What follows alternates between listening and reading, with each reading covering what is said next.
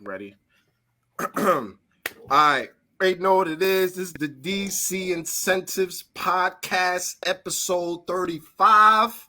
And you already know what it is. We have a excellent guest on this podcast, motivational speaker.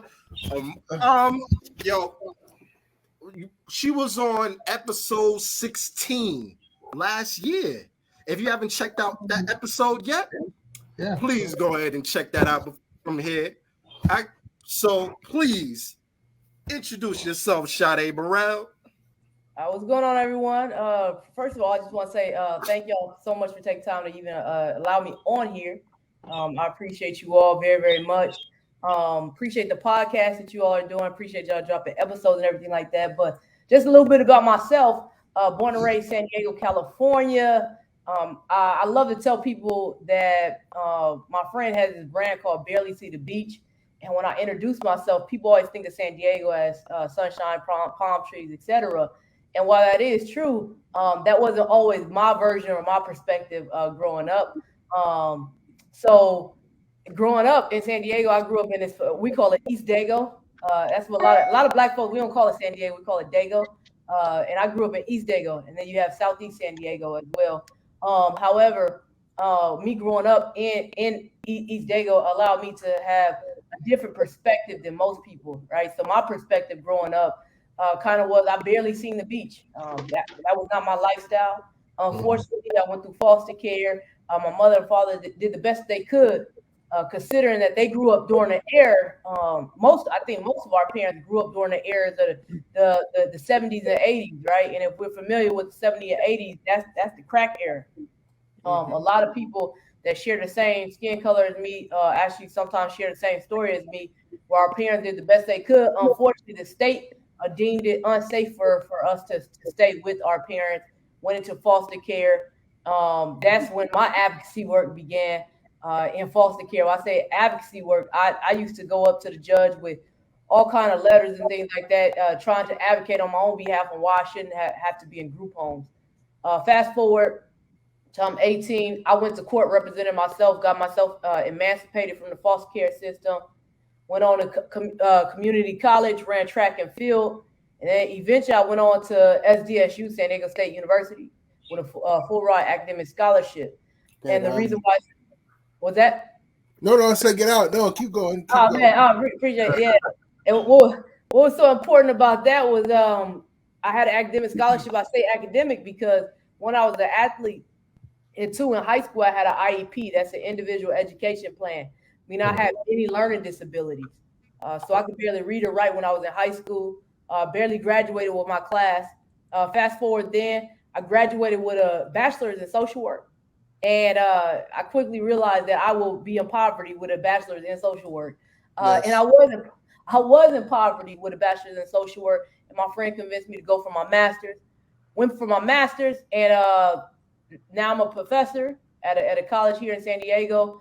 Besides that, I do a lot of traveling, speaking. As a motivational speaker, I speak to a variety of different populations, from parents to students to foster youth, etc. Really, the people who need that encouragement, that's the people I speak to. And I was able to translate all those skills over to now me being a doctoral student at the University California, San Diego. So UCSD and Cal State San Marcos is a joint doctoral program. So yeah, that's who I am right now. But the short version of who I am is I'm just really a person who truly looks forward to being a mother every day. That's the big part of me. I'm a mother before I'm anything else.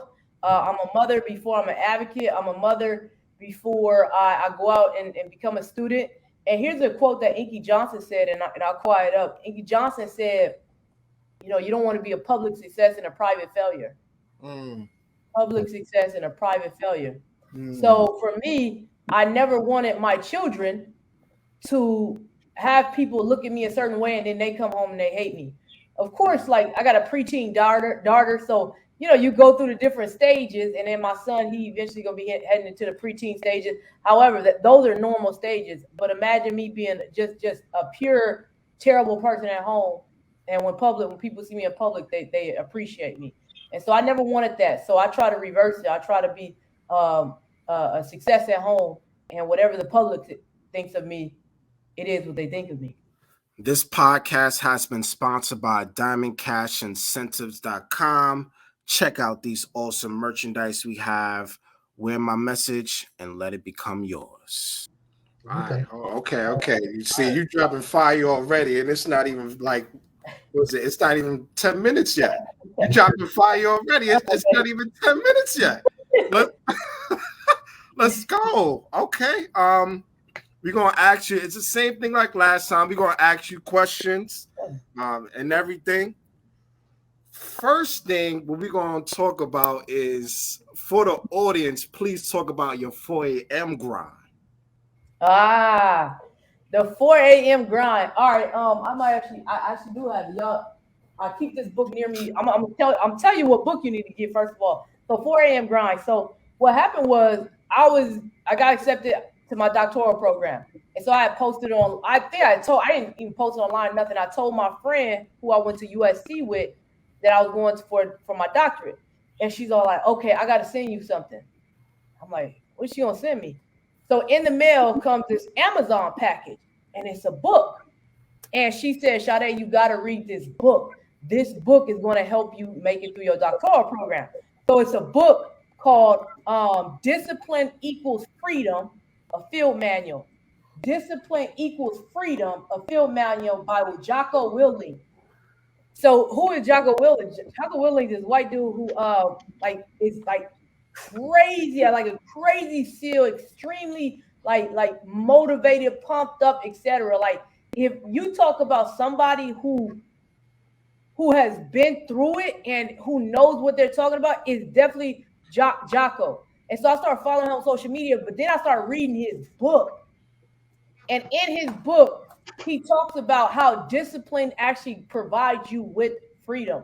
When we learn discipline and we learn to actually control the things that we otherwise would not have any control over, it allows us to live a life that we wouldn't have. So I'm reading this book, and my friend had already told me, "Oh, this guy wakes up at 4:30." And she said, "My husband tried to do it her because her husband's a Marine." She said, "My husband tried to do it, and it was hard for him, but eventually he did it." So I'm like, 4:30. All right, let's try this. I wanted to create discipline in me. And so, But what does waking up at 4 a.m. have to do with discipline? Let her talk first. You gotta let her talk first. That's a good question. That's a great question. That's a great question. Yeah, that's a great question. So waking up mine is a 4 a.m. grind. He wakes up at 4:30. When you wake up early in the morning, it's a level of accomplishing things that you're able to complete versus if you wake up at 6, 7 o'clock, right? Another person who's known for this is also Eric Thomas, right? He wakes up at 3 a.m. He does his worship, etc. And when he was saying that, I was like, no, I ain't doing a 3 a.m. But why did I change to 4:30 and I eventually went to 4 a.m.? Because when I woke up at 4:30, do you know how the world is sleep? Sleep. You're able to do every task without any interruption. Mm-hmm. Like tasks that normally would be get done. And then for me being a doctoral student, I didn't want to be in my house yelling and screaming at my kids that they had to be quiet because I had to study. So imagine your mother yelling and screaming, "You got to be quiet, I got to study." You're going to hate school.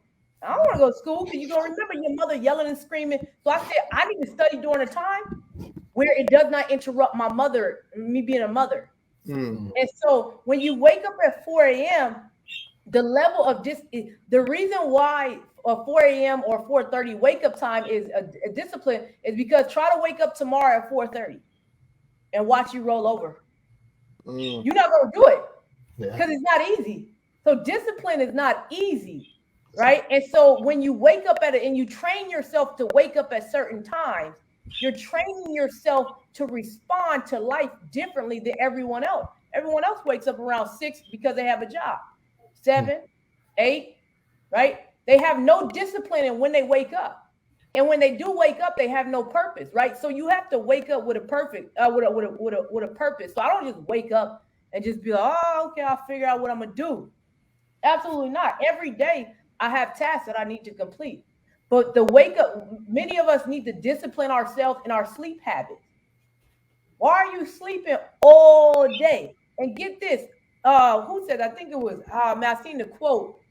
They said, we have the illusion that we have 24 hours in a day. We don't. We like, if you wake up at 8 o'clock and you out the house at 9, 10, 11, 12, 1, 2, 3, 4. In California and San Diego, it gets dark at 4. So you got 7 hours to figure out what the heck you gonna do. And then the rest of the time, it's really downtime. You know, places close at 5, etc. Yeah. You wake up at 4 a.m. You're able to get it. But that's a great question. I'm gonna get into it even more. So this guy, my friend, I said, I'm gonna wake up at 4:30. My friend said, I don't think you should do that. Sade, you should, you already got so much on your plate. You got so much going on. You shouldn't, maybe you shouldn't do it. He said that to me. Next morning, my alarm goes off. I said, he right, I shouldn't do it. I'm tired. I rolled over and went to sleep. I wake up not long after that, and I was mad at myself. I mean, angry, super disappointed in myself that I allowed somebody to talk me out of something I had said I was going to do. So it was 104 in San Diego, super hot, summertime. I was so disappointed in myself. I went running for 6 miles in 104 heat. Wow. I've never done that in my life. Jesus. But that's how upset I was with myself. Like, why would you let somebody talk you out of like doing something that you said? You read what it's going to do for you if you wake up. I read the book. The book told me what it does for me. I already know what's going to happen when I wake up. I'm disciplining my sleep habits. I'm disciplining, I'm getting work done. And I let someone talk me out of it. So I did that run. I said, this is not sustainable. I cannot run 6 miles every day when I get bad. It's not sustainable. Yeah. Fast forward over to now it's time for me to do my doctoral work. I start waking up at 4:30. I wake up at 4:30. By 5 o'clock, I'm working. And at this time, we're still in the pandemic. It's a lot going on. So I got to be at work at 8 o'clock. So I was literally working from 5 to 8 every day. On Sundays, it was from 5 to about 2 p.m. working. My kids knew, hey, just leave mommy alone on Sunday. But after she gets done at 2 o'clock, we're going to have fun. Like I had already set them down and had did that. And so I started recording myself for the 4 a.m. grind and posting it online because I was holding myself accountable. You have to understand the majority of the people that follow you on Instagram or any platform are not cheering for you. They're just not. I don't care how inspired you are, like how motivational you are. They're not cheering for you. Someone was waiting. See, look, she ain't posted at 4 a.m. grind. I knew she was going to fall. Are you for real? Most definitely. Like they're waiting for you to fail. And so because I knew that, I said I'm gonna post every time I do this every day I'm post. The only day I don't post the 4 a.m. grind is Saturday because I keep the Sabbath. So on the Sabbath, church all day, I don't do nothing else. That's it. Sometimes I'll study in the morning, but I don't post it. It's not for social media or nothing like that. So I try to shut everything down on Saturdays. So the 4 a.m. grind, then 4:30, and then time change. So I said, we about to gain an hour of sleep. Now, average person would be, we about to gain an hour of sleep. Yay. I said, I can wake up earlier now. What? So yeah. So you go more. Wow. Now, I'm going to explain something too, because your audience might be thinking, that's too extreme. I'm not like that. I'm explaining to you. I'm literally just a regular person. So I changed it from 4:30 to 4 a.m. I started getting so much done because I got that extra 30 minutes. Like, it's not even fun. I was getting work done like crazy. So here's the result. Because I'm in a doctoral program. I work. I'm a mother to these kids. And when I say I'm a mother to these kids, I do it on my own. I take care of them completely on my own in the sense of financial responsibility, day-to-day tasks. However, I do have a village of people who support and help me when I need help in these areas. But I just want to make that part clear. So those 30 minutes, I get those extra 30 minutes. in my doctoral program, when you're in a doctoral program, you have to, it's milestones. Milestones are goals that you have to meet. Mhm. You don't meet these milestones, you're out of the program. Now, if I don't meet these milestones, I'm in trouble because I'm paying cash for this program. There's no student loans. Oh, okay. I'm paying for this out of my own pocket. When you're paying for something out of your own pocket, you work a little differently. Yeah. Right? And so the 4:30, the 4 a.m. grind allowed me, it was a milestone I had to complete. I had to write this long paper. It's called a literature review about the research that I'm going to be doing. I write this literature review. I completed everything 3 weeks before it was even every assignment I had was done minimum a week before it was due. The average was about 2 weeks before it was done.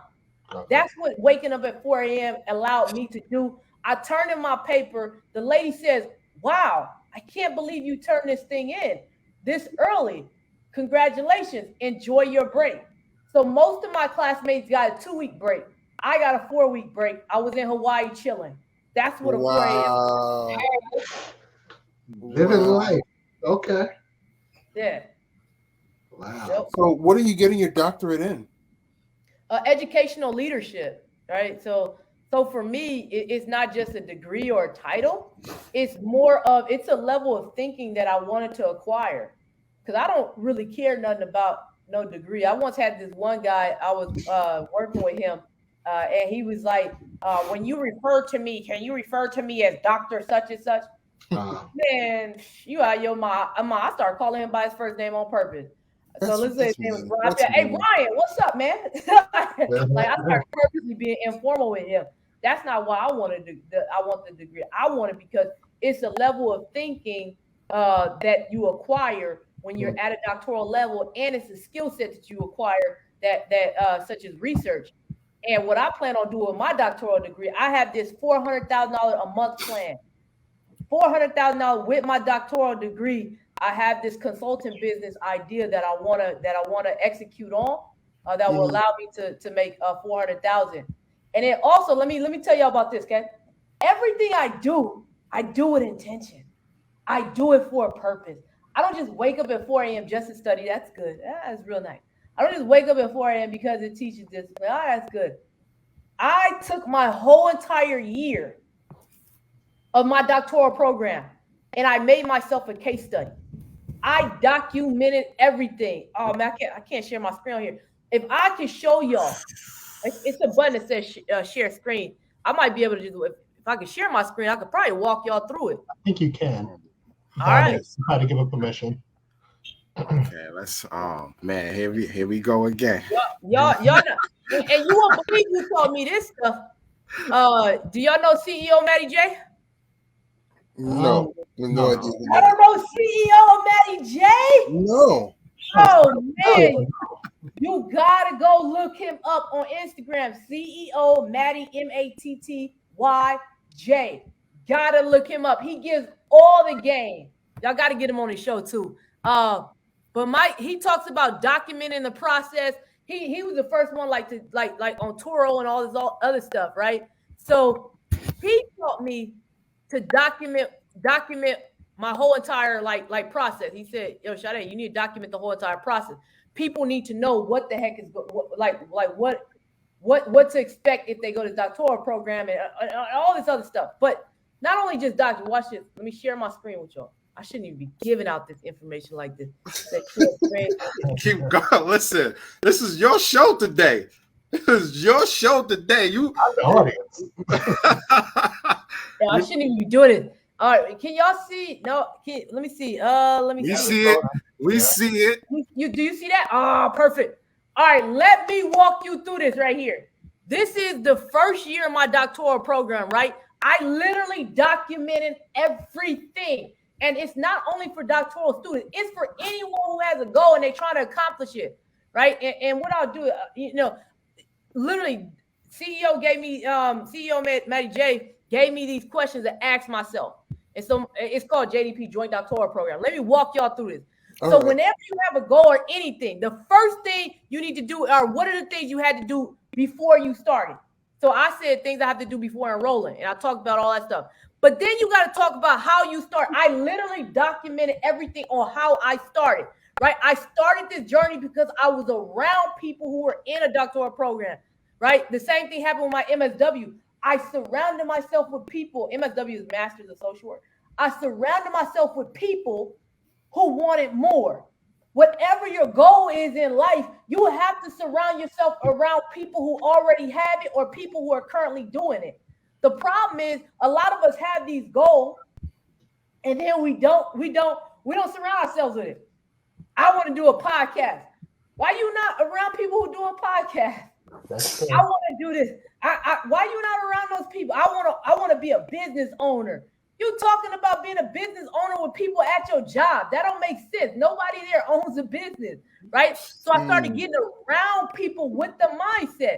Then what I did was, right, I talk about how I started researching programs, right? A lot of times we skip the research phase. I want to be an entrepreneur. Well, what the heck does that entail? You know, I want to be able to do. What does that entail? You need to research stuff first, right? Then after you get done with that, what you're going to have to do is, right, I start talking about this is my journey. I missed the deadline to apply for the San Diego State doctoral program. Why did I miss it? Because I was scared. I was literally legit scared of a doctoral program, and I purposely sabotaged myself, right? And so I applied for UCSD, Cal State San Marcos, which turned out to be the best thing. It had a cohort model. It's important for you to understand who you are as a person. And I'm going to show you even the documentation that I use from Maddie J that allows me to interview myself. I'm very clear about who I am because of what I'm going to show you later on. So then I talk about why I started, right? I noticed my colleagues, Leticia Diaz and Marcus Berrien, their thinking was shifting, right? They had a lot of clarity. And they were more inclusive. Like I would come up with these ideas and they would be like, no, well, have you ever thought of it like that? And so the pandemic had just started and I heard that there would be no GRE. Anyone know what a GRE is? No. Is that the exam you need to take to get your master's, to get into a master's degree program? Exactly, man. It's like the master's level of a SAT. Right. And I don't know if y'all know this, but SATs was created by a racist guy who began asking questions that only people of his race would know. That's why, you know, that's why schools such as the UC system is getting rid of the SATs. SATs are irrelevant because it was created from a racist systematic education system. Don't even get me started on that. Wow. Fast forward. This is your show today. We're not censored. Listen, you don't have to censor yourself. You don't have to censor yourself. Keep going. Appreciate that. Yeah, you get a chance. Look up where SATs were created and stuff like that. It's mind blowing. So I never was like really big on SAT because I never took it. I went to community college. It was too much. GRE, I was scared of it. USC don't require GRE. So when I went for my master, I ain't need it. But then the pandemic hit. Nobody could take a GRE because every college was shut down. I said, if this ain't a sign, I don't know what is. Boy, I'm about to sign up for this school. So I signed up, didn't have to take, and the GRE costs money. I ain't paying no money to take a test I know I'm going to fail. Like, I knew I was going to fail the GRE. Like, and then they tell you, oh, we don't even look at the GRE score. So I'm like, man, whatever. So here's what I did. You can see here. This is a screenshot of an email where I sent to the school. They said, thank you for your email and question. Since the GRE is waived for all applicants of the EDD JDP program, the test scores are not being considered. This is me. I emailed them and they emailed me back. Then this is me saying, this is great news. I'm so happy to hear that what UCSD is doing. This is before I knew that the SATs were racist and stuff like that. But it's important for us to understand we need to document our journey. The 4 a.m. grind is me documenting my journey. If I ask you what your story is right now, you should be able to pull something up and be like, here's my story right here. Ask me my first year of my doctoral program, this whole entire sheet. Like, what made me also want to go to doctoral program? Let's be honest. In my field of work, your education go up, so does your income. Maddie J told me this one thing. Look right here. I'm going to highlight this. Look at this. You see the highlight? I highlighted it. It says time, skills, and paycheck equals a paycheck. This is what most of us do who work a 9 to 5. And it's nothing wrong because I work a 9 to 5 myself. Time is how many hours you work during a week. So most jobs work about 40 hours a week, right? And then, so they say, we're going to pay 40 hours a week times the skill. They put a price tag on how much you're worth. You're worth $15 an hour, $10 an hour. You're worth $30. They tell you how much your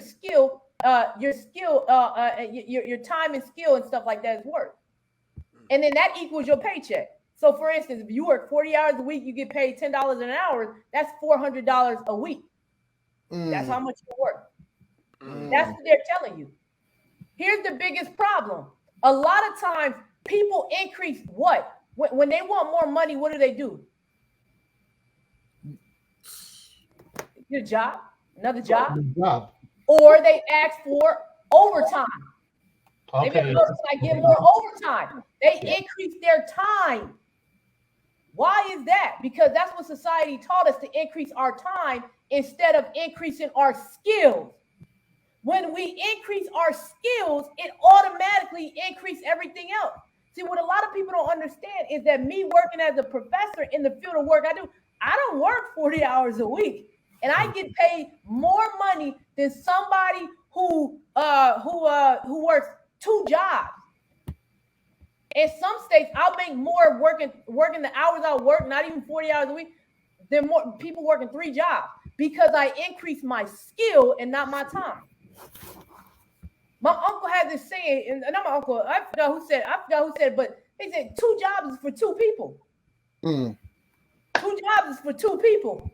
Mm-hmm.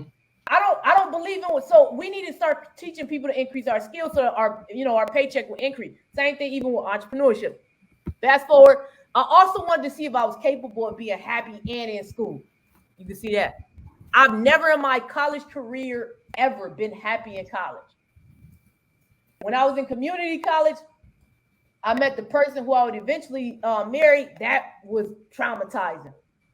When I went to USC for my master's, the whole 2 years I was in court. If it wasn't child custody, it was child support, it was child whatever. People were making allegations. It was crazy. Every month I was in court for two months. Terrible. So I said, I need to go to school and be happy. So you can see here, this is a video actually of my son. This is him at summer camp. My son running up to get an award. So I'm showing, this is my kid. Showing me being genuinely happy with my kids. This is a pandemic, right? You can tell because my son ain't got no haircut and stuff, right? And this is being genuinely happy, like watching the sunset, right? I want to show people the whole thing, not just so I even show y'all, I'm about to show my credit score.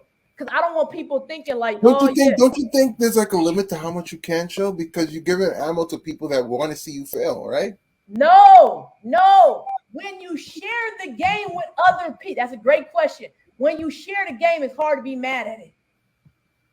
How can you be mad if I'm showing you the game? That's true. Yeah. You should be mad when I'm not showing you the game. I'm literally showing you how you can accomplish a goal and be happy. You document everything. All the way down to my credit score, everything. Oh yeah, my credit score. All the way down to my house. Jesus. Let's go. I purposely showed that. Now let me get on this. People are, you showing too much. Just a credit score. I don't want people to think like, oh, I started all the way from the bottom when it comes to certain stuff, because a lot of my story is in the trenches. However, the one thing I learned in life is to never borrow money you don't have. That's how I got that. Yeah. Don't ever borrow money you don't have or intend on paying back. And my score actually changed from there. And I'm gonna go past that. Even my house, I changed my house. Why? Because it's important for me to change the environment that I'm around. I changed everything. And I'm showing the game because a lot of people, even down to the paint color, I'm showing. Why am I showing?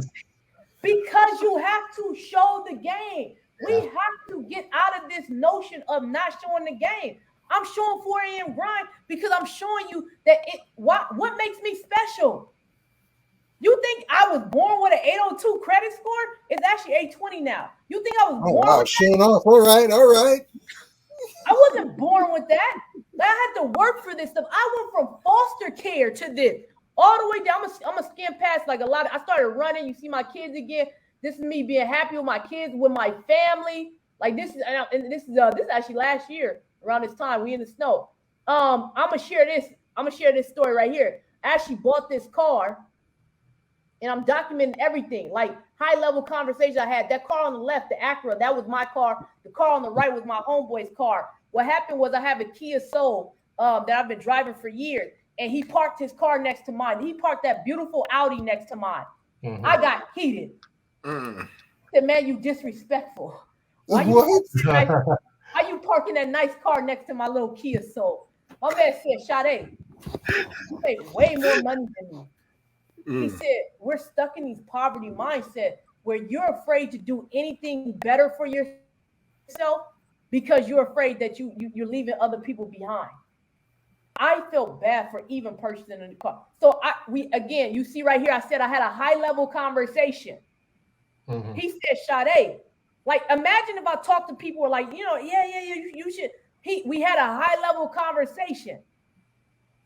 High level, meaning he started explaining to me, Sade, these college, they ain't gonna want to go to school. They see you pulling up in that little Kia. So what in the world? Who wants to go to school? And you got this Kia. So I had this conversation with him. I acted immediately, and then within a week, I went and purchased this car. I'm gonna tell you what happens with life. Then I start showing my calendar because I don't want people thinking that this is all. This is a screenshot of my calendar. I'm going through all. I'm showing even my account. The reason why I'm showing that is girl. I know y'all get scared. Don't get scared. Let me show y'all what I'm showing y'all. Listen, there's somebody in Thailand that has your identity. I promise you. Be careful. No, they don't. Let me tell you why. They don't have it. They don't have it because I blanked out all the important information. Okay. All right. Everything of importance is blanked out. Don't worry. I would never come on here and show all this stuff. In fact, I have a doctoral course that I have, and I show all this. All this stuff is blanked out. Don't worry. So, why in the world would I show all this stuff? Those checks that was on there, that was a scholarship check. I got it through relationships. All of this is a process. Building old relationships. I contacted people who I used to know and said, hey, I'm going back to school. I'm going to need some additional support. And do you know what they said when they hold on? I'm gonna have to let me plug this in real. Give me 1 second. Yeah, no problem. Yo, oh my God!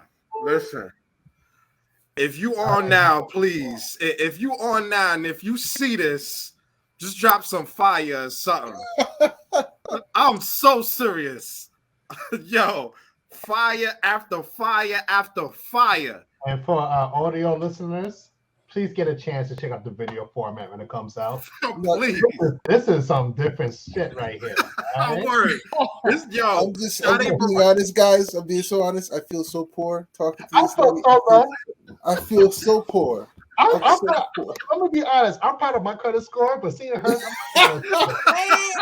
I'm getting out. Sade Burrell, I'm gonna let you know right now. You took us to on a whole. You taking everybody on a whole nother game now.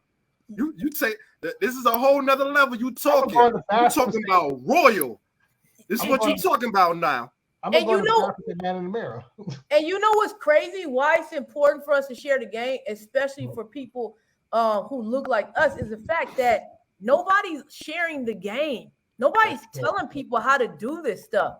So people, why is it that we're so many generations past being free and things like that, and we still are having to get it out of the mud because people aren't sharing the game? Nobody is. You see this email right here? This is me. I got a 4.0 GPA. And the reason I purposely did this, I'm not smart, y'all. I went through IEP. I don't know what that means. What's IEP? IEP means that you can't read or write. You dumb. I shouldn't say that. I shouldn't say that because Nah, people. don't say that. Yeah.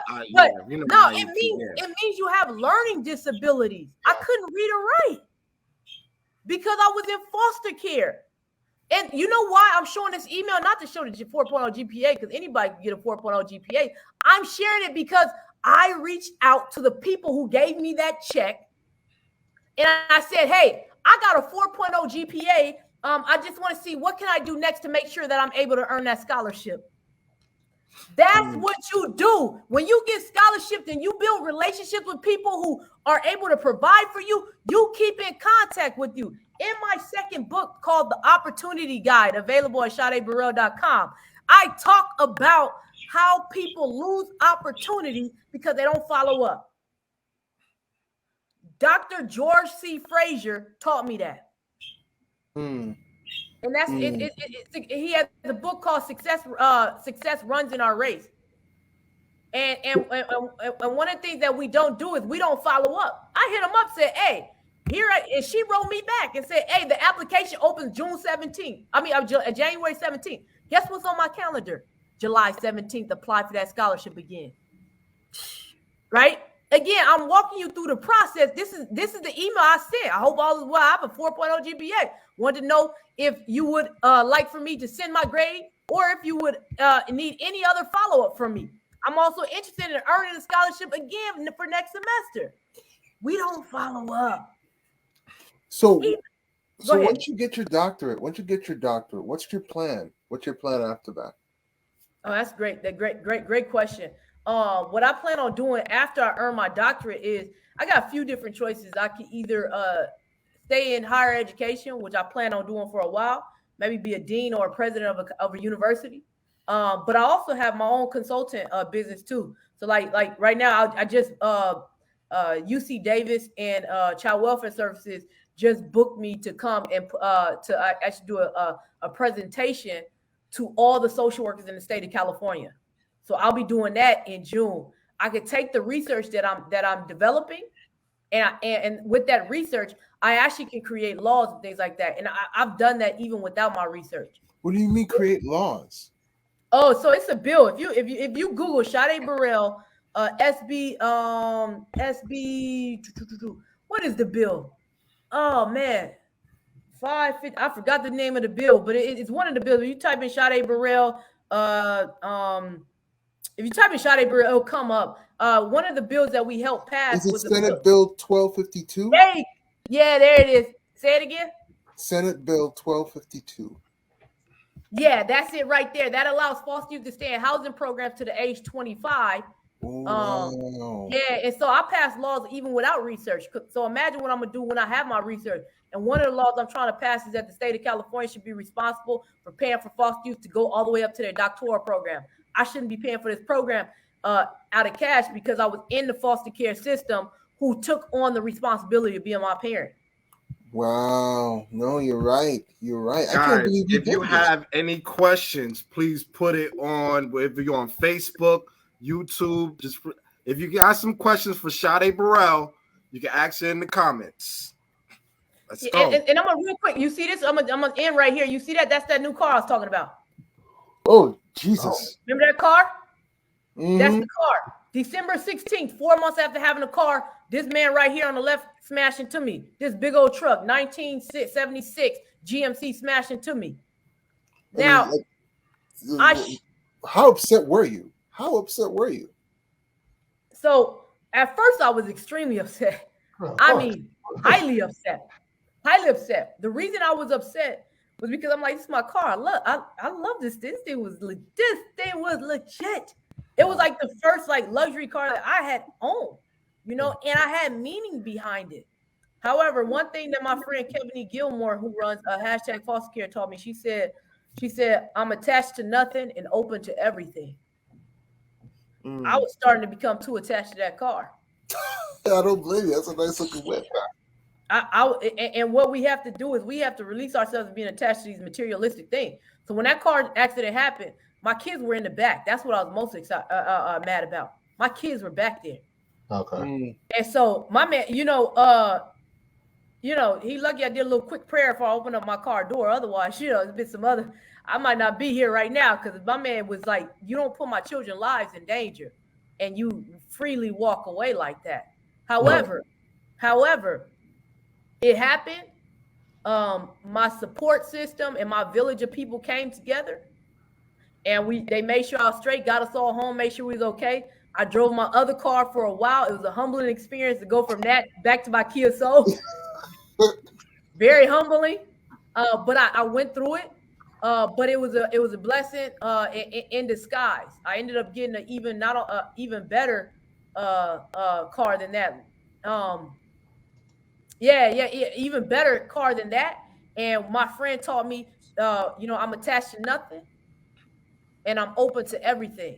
And so I'm not attached to anything anymore. Not a car, materialistic things. I'm attached to experiences and creating something new, right? And so that's what this whole entire process taught me. So the reason I shared that doctoral process with you guys in my first year and everything like that, that whole entire thing I showed y'all, I took all of that and turned it into a course on teaching people how to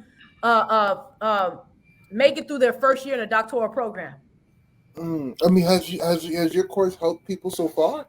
Yeah, I haven't published it yet. Oh, I'm not. I'm publishing at the end of this month. This is free game, man. Yeah. This is free game, y'all. First time I ever read this. Oh, there's right there. We got some questions. Yeah, we got 2 questions here. Okay, let's go. Okay, how did you figure out what you wanted to do? Was it a trial and error, or you knew what you wanted to contribute to? Yeah, great question. I think like for me working in higher education, I stumbled upon that. I was actually supposed to go work for Child Welfare Services. They had this whole campaign about how they were going to take a former foster youth who's now wanting to save the system. And I was like, y'all not about to pay me $60,000 a year for y'all to use me as a poster child. And so I actually stumbled upon higher education. Again, the power of relationships. I always was good with staying in contact with people. I really encourage you guys to read the book by Dr. George C. Frazier, right? It's about networking, and in specific networking for Black people, right? Mm-hmm. That's one thing that we weren't taught. And so I stayed in contact with people, always stayed in contact. And so my former academic counselor hit me up and said, hey, you about to graduate from college. Why don't you come work part-time at the college I graduated from community college? I said, I got full-time bills. That's one way to put it. Yeah. So I ended up, but I do this thing that one of my mentors taught me. She always told me, she said, when you got to make a hard decision, because do you take a part-time job or a full-time job? Especially after you've been broke for 2 years and in and out of court. Most people would say, I'm taking a full-time job. But right. She told me to do this. She said, you write a pros and cons list with every decision that you make. And so I wrote out a pros and cons list. What are the pros and cons of me taking this full-time job? What are the pros and cons of me taking this part-time job? And when I looked at the benefits of the part-time job, benefits meaning that this could potentially lead to something greater, and I could still be a parent to my children, and I could still do, because I was still a speaker. So I was like, I can still speak on the side. I have my book. And go ahead, Naira. No, so what pays you more? Your speaking gigs or your 9 to 5? Oh, for sure, speaking. Yeah, really? Oh, yeah, without a doubt. For me to speak for an hour is between $8,000 to $10,000. I'm sorry, in American money? Hold on. Absolutely. How much? So I want everyone to marinate for what she just said. That is her. So when she says speaking, that is her gift. That is her gift of what God gave her. Please continue, Sade.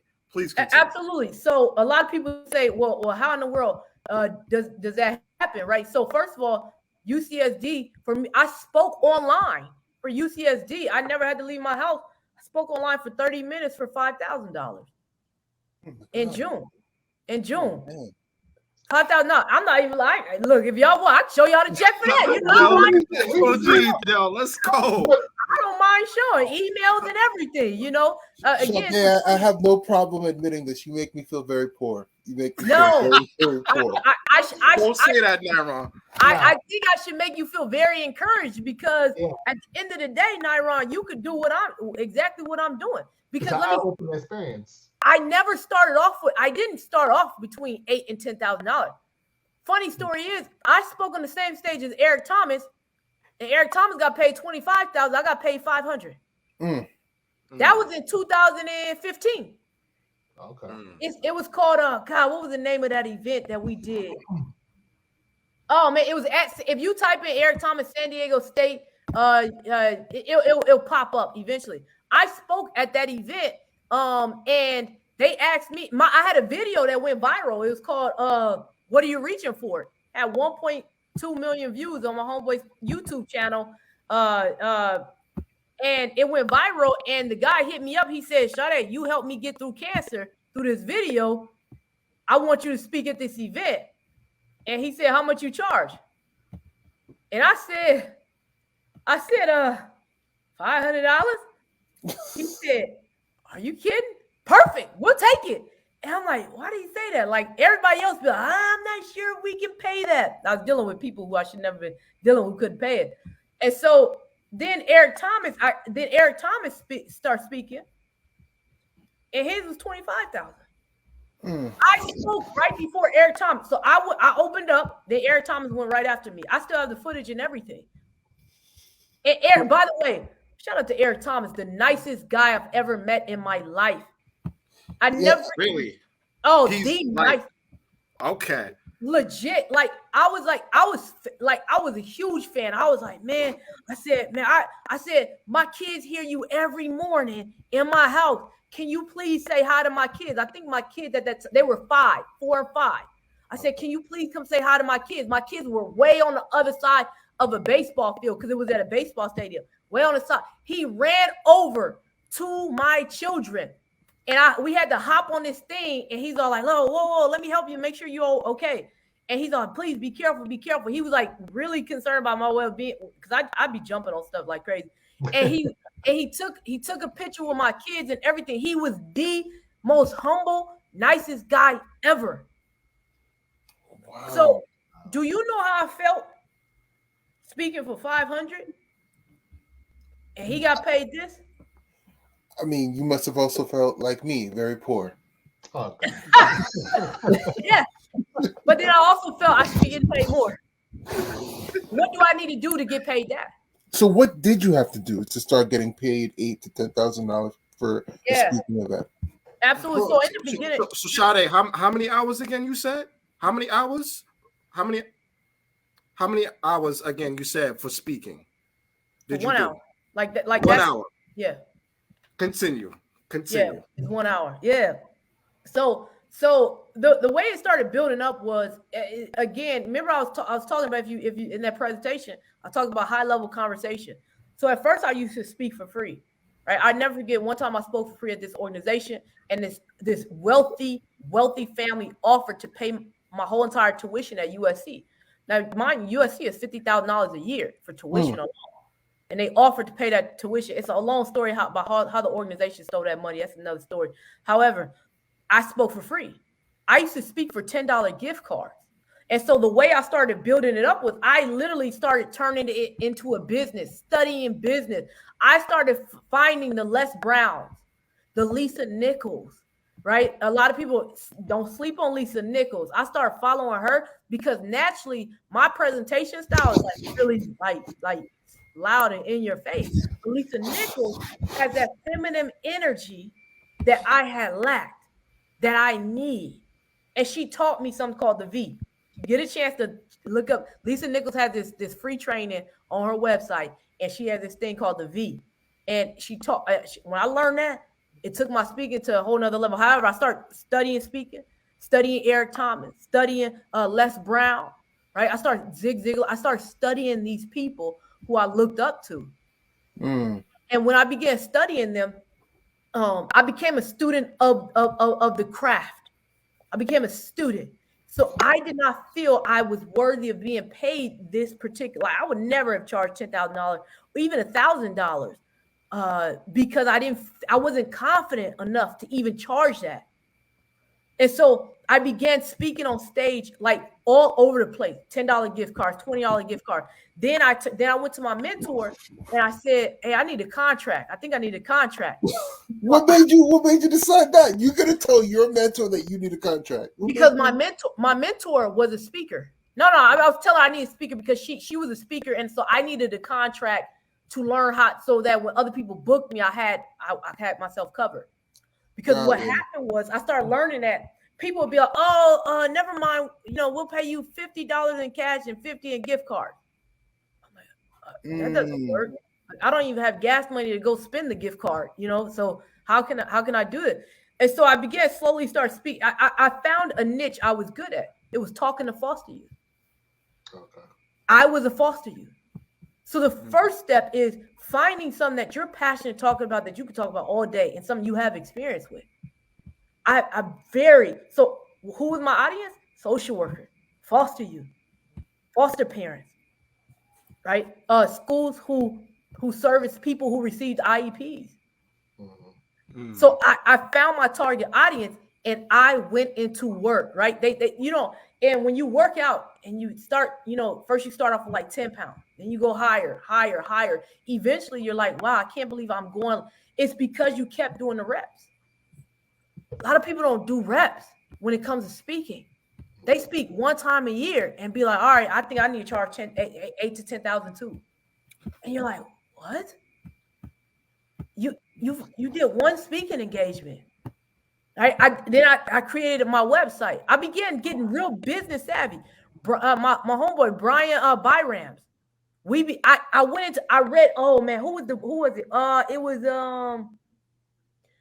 oh man, my guy. What is this guy? Napoleon Hill. If you go read his book is on YouTube for free. So I started studying Napoleon Hill's 17 principles, right? And one of them was creating a mastermind alliance.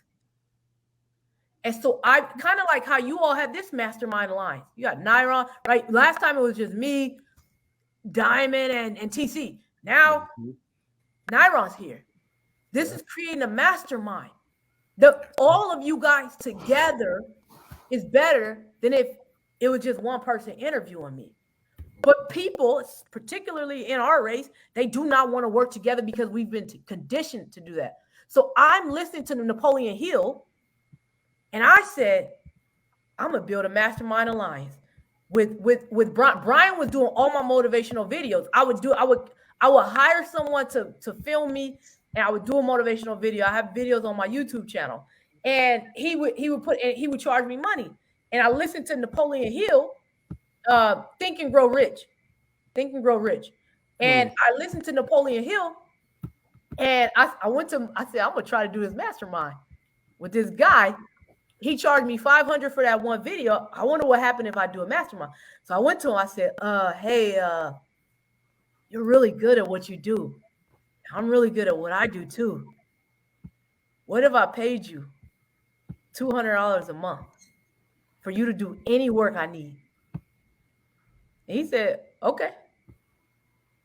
I said, what? Really? He said, yeah, no problem. This is $200 or $500. I didn't even have $200 or $500 to pay this guy a month. I had no money. Nothing. I forced myself, and David Shantz talks about this too. You put yourself in an uncomfortable position. So now I have to get paid to speak because I don't have $200 a month to give this guy out of my budget. Mm-hmm. Minimum, I have to charge $200 a month to speak. I have to find at least one speaking engagement a month, or I could charge $2,000 and I can have his whole retainer fee paid for the whole year, or $2,400. I can have his whole retainer paid for the whole year. People are afraid of putting themselves in uncomfortable situations. Oh, say that again. Say that again. They don't want to put themselves in uncomfortable situations. That's very true. They also don't want to put themselves in a situation where it's either I have to figure this out or I have to figure it out. I had to figure it out or I had to figure it out. I don't have extra money. And so I said, okay, maybe I should start charging $400 because if I don't get a speaking engagement the next month, at least I got 2 months covered. So I start doing 400, then 500. Then I start hanging around people who were like, oh, Sade, you can't charge more than 500 people. $500. You can't charge more than $500. I said, why? Nobody will ever pay you more than 500. I said, oh, okay. Then I went to my mentor. I said, hey, how much you be getting paid? She said, this is how much I get paid. I said, okay, I'm going to charge $1,000 now. And I went to 1,000, 800, 900, and then to 1,000. And then this guy, somebody type in, somebody can remember this. Remember Javier. Love Javier. I love him so much. So Javier was my supervisor when I was an intern. And Javier had said, hey, Sade, we want to book you to speak. I said, okay, it'll be $900. Oh, my God. I said, $900 for child welfare services. At that time, they didn't have $900. That just wasn't in their budget. And he told me, I don't have $900. I never was mad at him. I never took it personal. I said, cool, no problem. Fast forward, years later, you know that $5,000 engagement for me sitting at home on the computer I told y'all about? Mm-hmm. Guess who booked me? Javier. Wow. 4 years later. How did that feel? Oh, man. First of all, that's why it's important to always stay on people with good terms, right? One of the things that Napoleon Hill talks about is having a pleasing personality. That means you should get along with everybody, right? You should never, even on social media. I used to be on social media arguing with people all day. I'd be on there like, you wrong for this, especially politically. That's me. Yep. Right? You get caught up in activism and all that, or internet activism. And I started realizing, Sade, you need to do real activism. You know how to do real activism. Stop getting on here arguing about people about a hashtag. Instead, argue with real people when you're creating laws. That and I know how to do that. I know how to do that. Why am I online? Oh my arguing God. with people who would never understand something? So I said, cut this stuff out. Cut this stuff out. So I stopped arguing online, and I began to be a person who agrees with people, right? Or I would just simply say, we have to learn to disagree with each other. It is what it is. Of course, I'm not going to let you get on there and talk crazy, and I'll be like, yeah, I agree with that. I have a pleasing personality. Absolutely not. You're wrong. You're wrong in my view. Yeah. And when you say in my view, it sounds a lot better than you're wrong. Then you're wrong in my view. Oh, well, who cares about your view? Right? And so I began having a pleasing personality. And this is what people need to understand. Be on good terms with everybody at all times. Can you imagine if I told my man, y'all ain't got $900 over there? What kind of organization y'all? I wouldn't have this opportunity. He hit me up. He had my number still. He called me up. He said, hey, Sade, just want to catch up with you, see how you doing. I have this opportunity. I said, look, this is how much I charge. And they said, this is how much, no problem. We'll give you this. And so I was able to take that right there. And I said, okay, this is the minimum for online now. This is the minimum for online. For me to sit like this and have this conversation, y'all would have had to pay $5,000. And we would have never seen Sade Burrell on the DC. Pretty much, I ain't gonna lie. Pretty much. That guy Nyron. He said, it ain't happening. It ain't happening. He said, it ain't happening. But let me tell you, the power of relationships. Let me tell you, like the relationship I have with you guys from the last interview, and the fact that we stayed in contact with each other, the fact that we, we would like each other posts, like that alone, like I stayed in contact with Diamond, like I still chop it up. Yeah. Right? Like those are things that you keep those relationships. People miss out on opportunities because they don't do those things. That's true. They don't do those things. So am I special? I mean, in the eyes of God, I would hope I am. But when it comes to being a speaker and all these, I've never in my life taken a speaking course or training, like not course, but training, like to a point where it's like, and I've never done. They have this speaking training thing out here. I forgot what they call it, but I never went to it because I never wanted anyone to change up my authentic voice. Let me see if I can find the book. Hold on, give me 1 second. I might have it here. Hold on, y'all. If you got some questions, if you're watching this right now, if you got some questions for Sade Burrell, please ask it in the comments. We got you. We do have one from Aquarius. All right, let me get it. Let me get it. You do? Hold on. Let me read it up. Yeah, TC. Yeah. So we have one question. Learning how to detach from people, places, and things, and understanding their true value. So I guess how would you detach from things? Yeah. Value, basically. Yeah. So everything has a value in our life, right? And so it's important for us to do an assessment and say, what does what value does this place in my life? So for me, and this is why it's important for you to interview yourself. People go on podcasts and they can't properly articulate their story because they don't even know who they are. But when you understand who you are as a person, I can tell you my values. I can tell you I value my family. I can tell you I value keeping God's commandments. I can tell you I value placing people in positions where they're able to thrive. I can tell you that I value seeing other people be successful. That's why I share the game. So it's important for me to show us things because I understand my value. So if I value those things, my car crashed, how much value should I place on that? Mm-hmm. I'm not gonna sit up here and say, "Oh, I just the car crashed and I was not upset." No, I was mad. I was angry. You can ask anybody. I was angry. However, I have such a team of people who have the same values of me around me. They got me out that funk. And so you detach from things that are like when you know yourself and you interview yourself and you have goals, you have to say, okay, this is the goal. Was that car getting me to the goal? Absolutely not.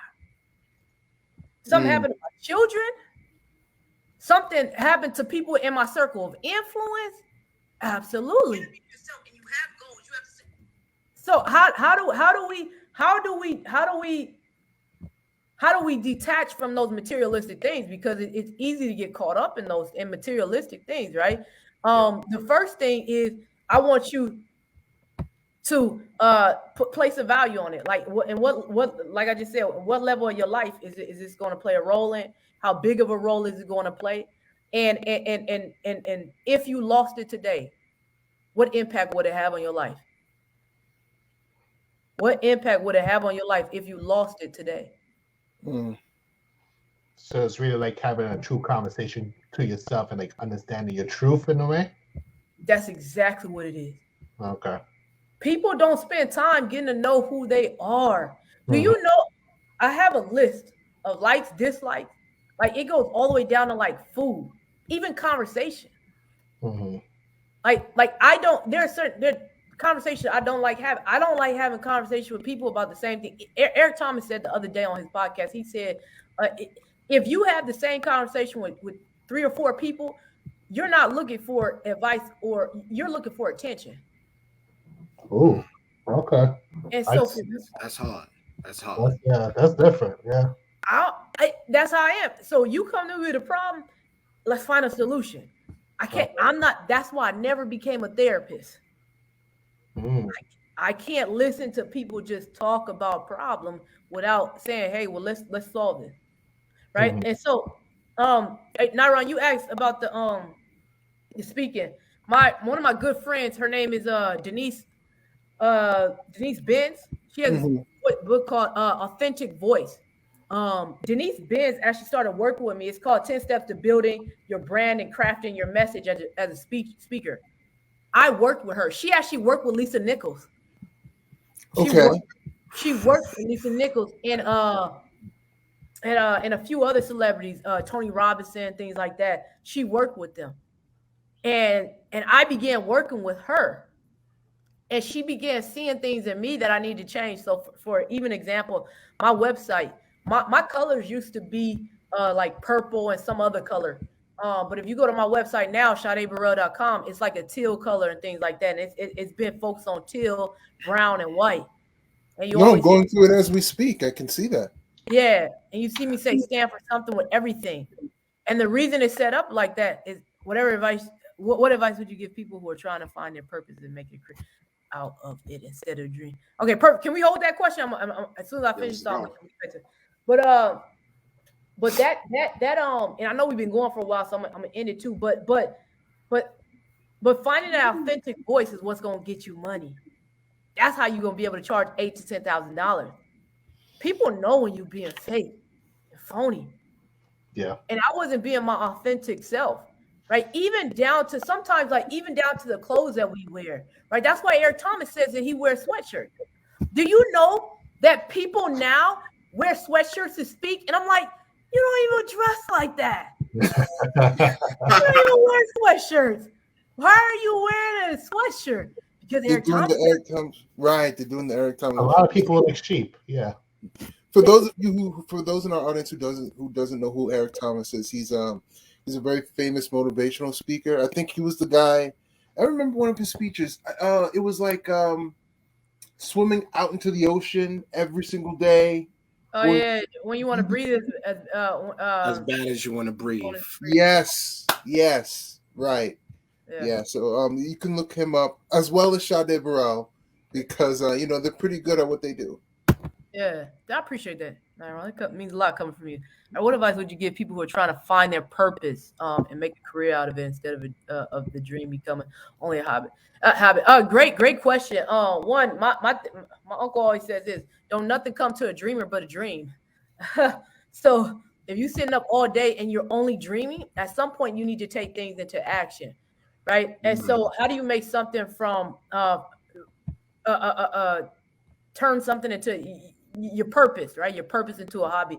Identifying what exactly it is that you're great at, not good at, not okay at. What exactly are you great at? And you could do it at any point in your life. Like I was speaking for free for years. If somebody told me now, hey, Sade, we can't pay you, as long as it's in a certain time frame, I might hang around and still do the engagement. One of the things I do is I have a level of like so many speaking engagements I have to do, but then I also have so many speaking engagements I have to do for free because that's my way of giving back. And so what exactly are you great at and you have no problem doing it?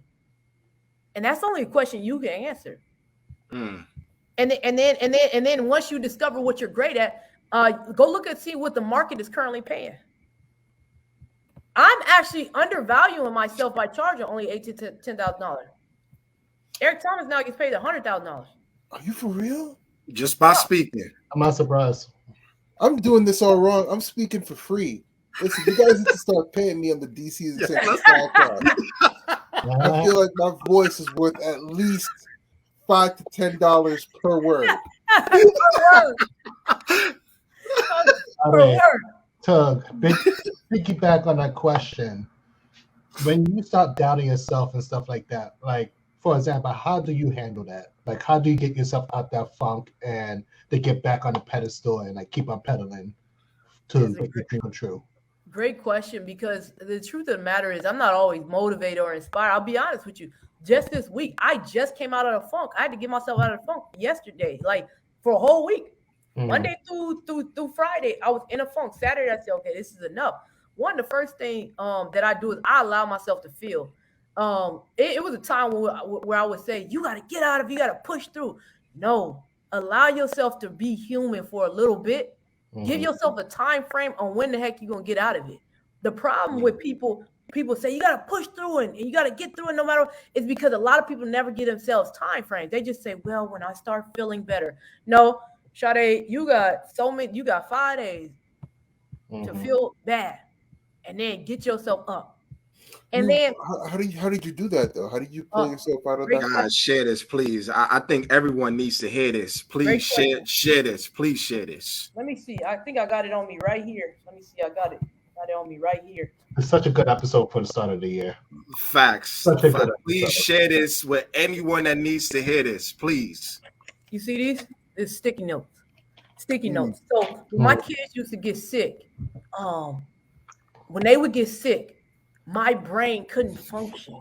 Like I was always like, oh my God, I can't function. Like, what am I supposed to do? I didn't know how to deal with sick kids. Like they had a common cold. I'd be, I don't know what to do. Where's everything? And so one day after we all got better, I said to my kids, I said, you know what we should do? Now that we're all feeling better, we should write down what we need to do whenever we're feeling sick so that we can remember what we need to do when we feel sick. And so we wrote down, go on a rice diet, rice, meaning that they're only able to eat certain food, bananas and stuff like that. My son has a breathing machine, have the breathing machine cleaned out and this and that. Make sure that the house is in this thing. Make sure you buy this. So we wrote everything down. And so one day I was feeling in a funk. And then I said, and I couldn't think. And I got myself out of it. I said, oh, I need to write down the same way when my kids got sick. What do I need to do when I'm in a funk? And so for me personally, I know what to do when I'm in a funk. So that's why I told you, I finished working out. I need to work out. I absolutely have to do physical activity. Absolutely. The second thing I have to do is I have a routine. So I reevaluate my routine. Has my routine fell off in any area, right? I got the 4 a.m. grind. I was not doing the 4 a.m. grind for 3 weeks. Why? Because I was on vacation from school and everything else. I had to give myself, oh, snap. I fell off the 4 a.m. grind. Make sure I get back on the 4 a.m. grind, right? Another thing I have to do, my auntie, and it seems so simple, but trust me, and this one works for anyone. You need to also you need to sleep. Sometimes we're not sleeping. Sometimes we're not eating enough, or some people are eating too much and they're eating foods that are terrible for them that contributes to depression. If you're depressed, you shouldn't be eating a Twinkie. And it's not because a Twinkie is bad for you, but because a Twinkie is processed food that feeds into the brain, the part of your brain where it's feeding into depression. It's not feeding into I'm going to eat a fruit or I'm going to eat something of whatever, and it's going to feed into the happy part of my brain. Certain foods dictate depression. Yes. That goes back to what you said about replacing it. Yeah. Exactly. Replace it. So whatever we take away, we replace it with. So I have my list of things: working out, making sure I'm eating, making sure my sleep habits are on point, right? And then even something as simple as drinking water. People aren't drinking water when they get depressed. They substitute water with lemonade, Coke, and all this other stuff, right? They substitute these things. Now their body starts reacting, right? And I'm gonna say something that people are like, oh, that's disgusting. Even right when you urinate, your pee super yellow. You ain't drinking water, and you depressed too. Now you got all these things is creating and helping you stay in depression. So how do you get rid of? You do the complete opposite of those things. And before you get sick, you write down what is your routine that's going to help you get out of it. So that's why I can give myself 5 days, and I know after 5 days I can come out of it. I can come out of it because I know what to do. Okay, Marty has a question too. So I hope that I think it was one more other thing of the sleep in the rest. Oh, and here's another thing too. When people become depressed, they also forget to do something that's so simple too. They forget to even do things such as shower. Right? It seems so small, but when you are going through a depression and you're in a funk, you'll notice that you're either that you're not even taking showers. Yeah. So your body ain't clean. It ain't physically clean to even accept positivity. And you funky, so positive people don't want to be around your funky butt. Yep. And we forget that. All right, let me see. So with you speaking on maintaining a relationship, have you ever found yourself at odds with someone you had a relationship with? There's one person on earth who I know without a doubt. Let me teach you. It's something. You are the villain in someone's story. Ooh. That's true. Yeah. That's no matter very how, true. how How's he doing? Yeah. no matter how amazing you are the villain in someone's story. Mm-hmm.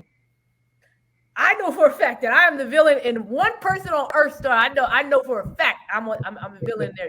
And so here's what I've learned with this person. I've tried to reconcile that relationship as much as possible. Unfortunately, it just has not connected. And so, can you have a pleasing personality with everyone to a certain extent? But it doesn't mean I have to be unpleasant to them, whether they accept me or not. So this particular relationship, this person can't stand me. I know I'm the villain in their story. When they tell their story, they're like, Sade's the worst person on earth. And I'm in their story, it's true. However, I have to ask myself, am I doing anything now to cause harm to them? Whether it's verbally, whether it's nonverbal, or whatever. And I have to ask myself that. And sometimes I have to have a conversation with that person. And you have to also understand that no matter what you do, you're not always going to be at good ease, on good terms with everybody. Yeah. But if I know without a doubt, I've done all I could. All I could. Then that's all I can do. I can't beg anyone for me to be in their life. I can't beg anyone to do all those things. So those are great questions. I know we've been going for hour 17. So listen, we got time. We got time. So I'm gonna ask the question, and this is for everyone that's watching. What purpose can they find? I'm sorry. Let me switch that. What God-given gift can they find in their everyday routine? Just like what you said about this is what I'm gonna do 7, 8 o'clock, and then 9, 10, I'm gonna do this. Mm-hmm. Like, what can they do? What can they do with their God-given gift? Like create? Yeah, like their purpose. Like whether it's like, all right, so I want to do just like speaking, Airbnb, rental company, just anything. The first thing, immersing yourself in the culture.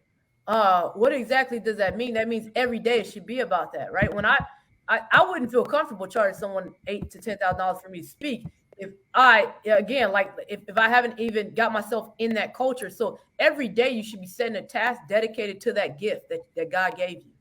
So for instance, another gift that I have is developing programs. I'm very great with developing programs for colleges, right? And so every day I should be looking at some of the development of current college programs or something that deals with building a program for the population I want to serve every day. And that's on my task list every day. Every day I'm looking up a research article because remember I told you about the $400,000 a month plan. I have this $400,000 a month plan that I'm going to implement after I graduate from my doctoral program. Because by then I would have learned how to research, etc. So every day I'm looking up articles that deal with the population. So if your gift is sewing, you should be sewing every day or doing something with sewing, showcasing your gift, even online. We don't showcase people don't showcase their gifts enough at all. I have this one lady, she designs a lot of my clothes. When you see me on stage, if you ever see me in any African attire, it was designed you could probably never find that piece ever again because the designer who designs it, she made it specifically for me. However, she works with a lot of celebrities, and she told me, her voice alone, I said, you should be getting paid minimum $15,000. Man, you just like throwing numbers out. How much should I be getting paid as a member of this DC Incentive podcast? I like the numbers you give out. Yeah, I would have to do an evaluation of everything. I would have to evaluate everything, right? And so I told her that, and she said, Sade, I wouldn't feel comfortable. I said, you're right. We can't do 15,000 because when I said 15,000, you should have said absolutely. Your confidence isn't there yet, which means we need to work on that. And And every day, so I sent her a list of things to do every day. Every day you should be watching this video right here.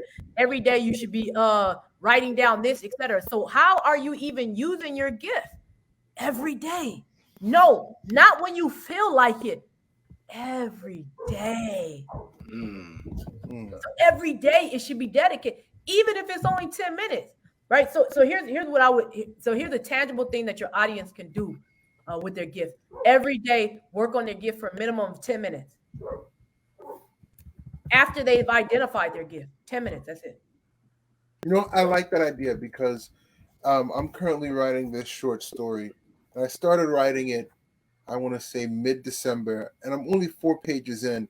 But when you're writing, especially when you're doing creative writing, you got to pull from the depths of your imagination, and it's not always easy. And I find myself like, for example, when I first started writing, I was able to get like 1.5, 2 pages done easy. And then over the course of like 2 to 3 weeks, it's taken me a lot longer to get the subsequent other 2.5. And I feel like your suggestion of working on things at least for 10 minutes a day would at least let me see some slow progress instead of just nothing for the entire time while I'm writing this short story. You know what I mean? Naron, and here's okay. Literally, right after I get done talking to y'all, I'm doing a video about how even when you take a break from something, you shouldn't take a break from something. Meaning, you should, if you're dedicating an hour a day to it, and you're like feeling burnt out, instead of doing an hour, do 10 minutes or 5 minutes, something like that. Let me tell you the reason why. Because what you're talking about is actually kind of like a writing schedule, right? So when I was writing my books, I had a writing schedule, and I would get burnt out. But if you leave it alone, I had another friend who was a way better writer than me, way better, but he wasn't consistent with his writing, and he would just stop. He still to this day has not published a book. I've published 2 books plus an ebook, right? And so he hasn't, because he would just stop. And so what we have to do is, and I learned this too in my doctoral program. So I finished my first year, and I finished my assignment 3 weeks early. I had a whole month off. Do you know the reason I was in that funk was because I went back to school, back to work. They're making us work from home again because of this virus and all this other stuff. It put me in a funk versus if I would have spent 10 minutes a day at least reading an article. I would not. I have a strong belief that I wouldn't have got caught up in a funk. If you just kept your mind distracted on something else more progressive. No, if I would have just kept doing the activity, but at a slower pace. Okay, so gauge yourself in a way. Yeah, yep. That's what it is. Let's go. All right. Go ahead, Naron and TC. If you got any questions, throw it in the chat, y'all. Next question here. Holding yourself accountable and preparing yourself with as much knowledge as possible. Oh, no, man. That's okay. Come on, TC. Come on, TC. I'm messing up. Come on. Shout out to Paula. Naron acts away. I mean, Mr. Palm Water, my bad. Oh, man. Apparently, TC no read good. Apparently. I can read. I just didn't catch the vibe of the words. Yeah, okay. Mm-hmm. So, I mean, if you're out in the open about the things that you do, can you talk a little bit more about your income? Like, what is your income like? What is your monthly expenses? What is your monthly income? And how do you plan on increasing your income over time? Right. So I live a 6-figure life in a sense of like when I add up everything, how much I get paid, right? It's 6-figure a year, right? Mm-hmm. And to the average, not average, but to most people, it's a pretty good life. I mean, I work as a college professor, program coordinator, and then I live a sweet life because they force me as a college professor to take off. I have to take off 30 days a year. That does not include the mandatory 2 weeks that we have to take off, the spring break we have to take off, all the federal, all the state holidays, all this other stuff. So in addition to that, they make us take off 30 days. So I'm in a very sweet spot, right? Mm-hmm. And I have connection to these colleges. So a lot of colleges, they'll reach out to me. I don't reach out to them because it's also unethical to a certain extent because I work with them in another capacity as well. So I don't reach out to them. I don't tell people like, oh, I'm a speaker. They actually see me speak. And they and that's what I'm telling. People will follow you on people see me on social media. And my social media is not high at all. I got like 2,400 followers. But let me tell you about them 2,400 followers. Them 2,400 followers can get me a lot of money. And what people forget is that it's not the following count, but it's the power in the following. And that's what I started to learn with even with the job that I do on a daily basis. The job I do on a daily basis is that I'm in contact with powerful people, and these particular powerful people also have influence, and people will hear me speak. I speak at so like let's say I'm at work. If I'm at work, I'll speak at a conference. Somebody will hear me speak, and they'll be like, "Sade, can you speak to this population?" Because I like to be ethical, I do not reply from my work email. I forward that over to the business one, and then somebody from my team answer it. Right? Because you have to have a balance. It's unethical for me to have access to these programs and people, and I have access to the audience that I speak to. It's unethical for me to market myself as a speaker at my job. I don't do that. But people see me speak all the time. Another way that I get practice speaking is I'm a professor. I speak every class. I'm speaking a minimum of 2 times a week because I have a class to teach. Right. So just finding ethical ways to be able to keep things going. And then of course I have the speaking fees and things like that I make on the side. That's completely separate. I never speak and get paid when I'm working. You will never catch me at work speaking and I'm getting paid during that time. That's unethical. And as a professional, it's important to be ethical. Now, some people have this notion, well, why don't you just quit your job and begin speaking full time? First of all, I love what I do for a living, and no one's going to shame me out of doing what I do for a living. I love what I do. They're not going to shame me out of it. Two, I truly enjoy being able to take my children to the hospital when they get hurt. Like the amount of the insurance and all that other stuff. As an entrepreneur, we don't always think about those things, right?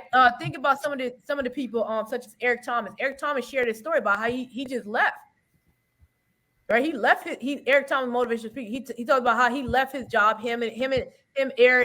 Carl, and CJ. They left their job at that time. CJ didn't have kids. Carl didn't have kids, and Eric Thomas had a wife who had insurance. But see, we don't tell the full story, and that's why I'm saying. That's why I'm always careful with what I say. I would never tell anybody to quit their job, and my job is being used. The students benefit from me. I benefit from them. However, my job allows me to acquire a skill set that I wouldn't have if I just left. People said, when you get your doctorate, are you just going to leave? I said, no, I might become a dean of a college. Well, why would you go and become a dean? I just told you guys I want to do consultation work for colleges to help them build programs. But I can't do that if I don't know what it's like to be at the highest level as a dean, as a VP, as a president. So what advice would you give them? Okay. Yep. All right. So I guess we have another question from Victoria Isaac. What advice would you give someone who's doubting their craft or abilities? So that is very normal to doubt your craft and ability. Like I said, that my friend who I was like, you should get paid minimum $15,000. She was like, no, I can't. She was going to speak at this annual conference here in San Diego. They're going to have over 1,000 people. And I went online, looked up 1,000 people times $200. That's how much it costs to get into the conference. On a calculator, somebody do the math. It was a lot of money. Like 200,000, I believe. Yeah, it's like 200,000. So if they're going to profit 200,000, they have a budget for a speaker. So I said, you should 15,000. And so she said no. And then I told her, yeah, we can't charge 15,000 because you don't believe it. So again, it goes back to what I was saying earlier of the practicing of the craft. We skip that step very more times than we should admit. And when you do something often, you become more comfortable. I speak so much that if you gave me a word, I could figure out a motivational speech. Not wrong. Give me a word. Incongruous. No, give me another word, man. Come on. Let me think. Shapely. Shapely, right? So when we think about how we become experts at whatever it is that we want to become experts in, right? And we look at how things have to take place. The first thing that I always think about is water. Right? Think about a stream. A water is shapeless, and we can turn it into something. We can turn it into something that could actually help us. 70% of our body is made of water. Meaning, if you go without water for 3 days, you're gone. So you lose 5% of your body water, you're dead, right? So the water is shaping us and it's creating us. However, if you don't purify water, you don't purify the things that are in this water. Do you know what happens? I'm getting ready to go to Peru this summer. They told me I can't drink the water because it's not purified.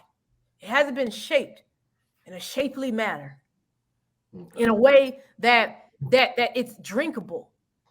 Where I can die if I drink it, right? So if I know that, and I know that water keeps people alive, and water is shapeless, then I know that without a doubt that I need to become like water, purified water to be exact, right? So that's an example of someone using a gift. Like he gave me a word, I used the word in a sentence, despite the fact that I had to use some type of knowledge that I had to that guy is smart too. Myron's super smart. Yeah. I came back at the right time. I like this. Wait, what's going on? I was just saying, you're extremely smart. Like you didn't choose regular words such as computer screen, tablet. You're choosing words that are. I didn't really think about that. But when you have a gift and you're able to develop your craft and work on it every day, it's easy for you not to doubt what you've done. But you're gonna deal with doubt. Embrace that doubt and then openly talk about the doubt. Document the doubt. Why are you doubt? Here it is. Here it is right here. Here it is. Write this down. Competence builds confidence. Competence builds confidence. What does it? Competence means you understand something. When you understand something, you have all the confidence in the world. Okay. So in order to not doubt yourself, you need competence in whatever subject matter you think about it. Competence build when you're incompetent about something, you don't feel confident talking about it. Like if you talk to me, like, okay, let's talk plumbing. Okay. If you begin, Sade, I need for you to fix this plumbing. I would not. I'd be like, and you only can fake it till you make it for so long. Right. Yeah, I knew it. Yeah, get that stuff right on down for you. And then you start turning wrenches and you start shaking, and they looking at you like, why are you shaking? And you start removing toilet tops, and you like, whoa, hold on, wait. Eventually, you'll be exposed. But when you're competent and then you quickly, absolutely no problem. I had to get a new water heater. The guy came over and I purposely said, hey, can you come over and fix it? It was kind of like an under the table job. He wanted to. I said, oh, no problem paying you under the table. I started talking to him. I said, hey man, can you talk to me about X, Y, and Z? And because I realized he had competence, I hired him. Okay. Immediately. Okay. Competence and build confidence. Yeah. Competence and build confidence. Yeah. Yeah, I learned that. Oh, wait, we got another question from Marty L. Rock. As a published author and speaker, how common is writer's block for you, and how do you overcome it? Writer's block for me during the process when I was writing my book, it happened not as often as most people would think because I was scaling myself, right? That scale I was talking about, how I would write by page number. So I would say, okay, I need to do 1,000 words a day. I need to do 500 words a day. I need to do 2,000 words. I would scale it like that. Some people do it by time. I need to write for 2 hours a day, 3 hours a day, 1 hour a day, 30 minutes a day, whatever it might be. And then other people do it by pages. I need to write 5 pages, whatever it might be. So writer's block for me as a published author, when it came, I still worked on it. So instead, if my goal was 1,000 words and I knew I was dealing with writer's block, I created an outline instead of just writing. So an outline, okay. And another thing that I do, I don't have my phone on me right now, is I also, when I'm hyped in the moment, I record myself. I record myself in my excitement, and the excitement that I have, because when I record myself and I'm having that writer's block, I play that like, oh snap, this is the idea I had, and you can hear how happy I am. And so I play that, but it's going to happen. But you don't stop writing. You just at least write something in the sense of an outline or whatever it might be. Now, as a speaker, have I ever had writer's block for speaking? I don't write my speeches at all. What I do is I write points. So like, let's say, and you'll rarely see me with words on a screen. Like if I'm doing a PowerPoint presentation, like I don't use words. I'll have a picture, and the picture triggers something in me, and it reminds me of the thought that I had. So like, let's say for instance, the color blue. The reason why one of my, like if you look behind one of my walls is blue. It's blue because when I think blue, I think of the ocean, and I get excited, I get happy. As a speaker, for me, when I see certain pictures and I see certain images, it reminds me, oh, you're supposed to make this point. So I have 3 principles, and I have a picture for each of those principles, and I would be reminded of the point based on that picture. And so I have points that I actually write down for me. Oh, you're about to share your screen again? No. Hold on. No. Okay. Go ahead, Nyron. You muted. Sorry, I didn't realize I was muted. No, but isn't writer's block deeper than that? Sometimes you could lose a train of thought, or sometimes the thoughts just don't come. You know, what do you do when the thoughts just don't come? You don't have any more words to write, and your story isn't complete. It's complete if you don't have anything to write. Like the thing is that you don't have anything to write in that moment. But you know, and maybe Nyron, since you're an author, we can even talk about this. Discuss. Nyron, say that again. You're time traveling. Yeah. I'm time traveling. Oh shit. Oh damn. Fighting the Avengers again. All right. No, I wouldn't consider myself an author. This is just a little project, like a little hobby of mine, and I just want to see it completed and see if people actually like the story that I'm writing. But I wouldn't give myself the author title yet. Not even close. But when you publish, you become an author. Yes, people do have those severe blocks, right? But then my question goes back to your outline that you created. Like how a lot of times when I see people have these writer blocks and things like that, what ends up happening is that they don't have their outline wasn't specific enough. They're not familiar with the topic that they're speaking of, or they do have those writer blocks where it's like I can't do anything, but you need to do something. Not having, and it's going to sound tough, and I apologize ahead of time. However, having writer's block is not an excuse not to do anything, or it's a legitimate justification to not do something that you should not use, because you're never going to finish your project. It's not even just with writing. It's with life in general. As an entrepreneur, you're always going to have roadblocks. Well, how do you get through that? How you get through roadblocks is how you also get through writer's block. Right? It's a mentality that you must absolutely have. I'm going to do it even when I don't feel like doing it. But how long am I not going to do it? A lot of people aren't started because they actually don't even know why they started or want to continue doing it. or it wasn't of importance. My kids, I have a 10 and 11-year-old. They wrote a book when they were 9 and 10. What? They have, yeah, my kids have a book. I'll show it to you right now, actually. Watch. Let me see. It's my kids. They wrote a book. Oh, that's cool. Let's go. Wow. That's really Those cool. are my kids. Let's go. That's sick right there. Absolutely. My That's kids cool. have a book. I can't talk about writer's block and say that I can't justify it. I can, for a period, yes. Myself, and then you do things, right? So most people, right, think about Tyler Perry sometimes gets writer block, but he doesn't just sit there and say, I have writer's block. Oh my goodness, I have writer's block. Oh man. And then he just sit down and then he go watch TV. Oprah Winfrey, she gets writer block too.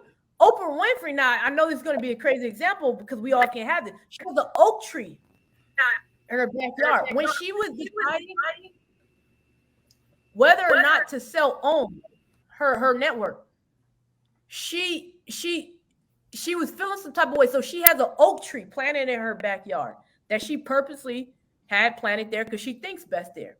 Tyler Perry, he goes to a place when he has writer block. When I can't think, I go to the ocean. I live in San Diego. I go to the beach. I go to the ocean, and I think. But again, how do I know what will help me? I'll share my screen real quick with you guys again because I want to show you guys this. Okay. Y'all see this? It says lights. Mm-hmm. This right here is what I was telling you guys about. This is why it's so important to know yourself. When I have writer's block, I can say, okay, what are some things that I know I like doing? Environment. So look at this. If you go look under environment / places, these are the type of places that I like, where I know I can think. I can think in a clean, bright, simple, outdoor, mountain, warm, right? Like these are places where I could think. When you interview yourself and you like, okay, I got writer's block. What the heck is going on? Why can I not think? But then I'm like, oh, okay, well, let me look at the environments over here. Right? So come over here, environments I don't like. Is the place hot? Look at environment place. I don't like hot places. Okay. I don't like cold places. You live in San Diego. Yeah, I don't like hot or cold. I don't like hot or San Diego has perfect weather. It's not hot and it's not cold. Really? It's perfect. It's legitimately perfect. And so I if it's too hot in my house, I can't think. When it's cold, I went to work for 3 weeks and the heater was not working at my job. I didn't do nothing. I was sitting in the chair all day like this. Couldn't think. So all of that to say, I don't like flatlands. I don't like places with little history or raining. So because I've done that, let me stop sharing my screen. There you go. Because I've done the research on myself, I've completed these things. I know who I am. I know when I get writer's block, Sade, you got to go to the ocean. Sade, you got to go somewhere where it's bright. You got to go somewhere where it's clean. People have writer's block because they don't even know who they are. So they don't even know what to do when they get the writer's block. So Naira, if you get writer's block and you know you like to go hiking, wouldn't you go for a hike? Yeah. Clarity. Yeah. That's what happens when you don't know yourself. You get stuck in writer's block.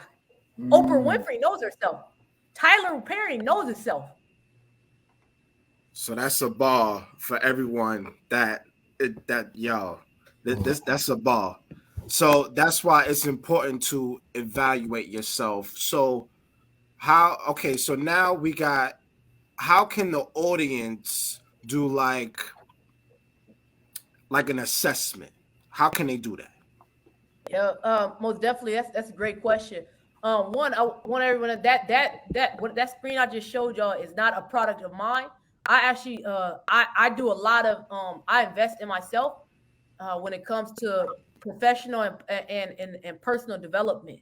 And so I actually purchased this course through CEO Matthew J and his wife Erica called Document the Process. And so he actually gave us this sheet, and he had been telling us like you guys need to know who you are as a person. And so And it made sense because I had been doing that for a while, which is why when the pandemic happened, I changed my whole entire house, even down to the colors of the walls and everything, because I realized I wasn't thriving because we were forced to be at home and I couldn't think or nothing like that. I had yellow curtains up. I don't like yellow. I hate yellow. Why do I have yellow curtains up? But then my mentor came in and she began asking me questions. What do you like?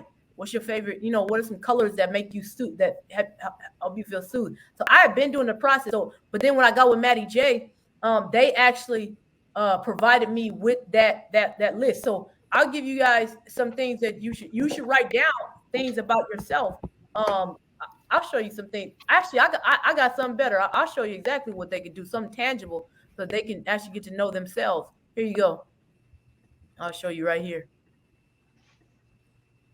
There you go. You see this right here? This is a timeline of my life from age 0 to 33. I'll be 34 at the end of this month. But everything. I talk about every event in my life. Like I was born at 3:36 a.m. Scripps Hospital. And I'll talk about like if I touch this side of my temple, my brain goes to some memory. And I couldn't remember that memory. And then I realized, because in 1992, when I was 4 years old, I fell off a roof.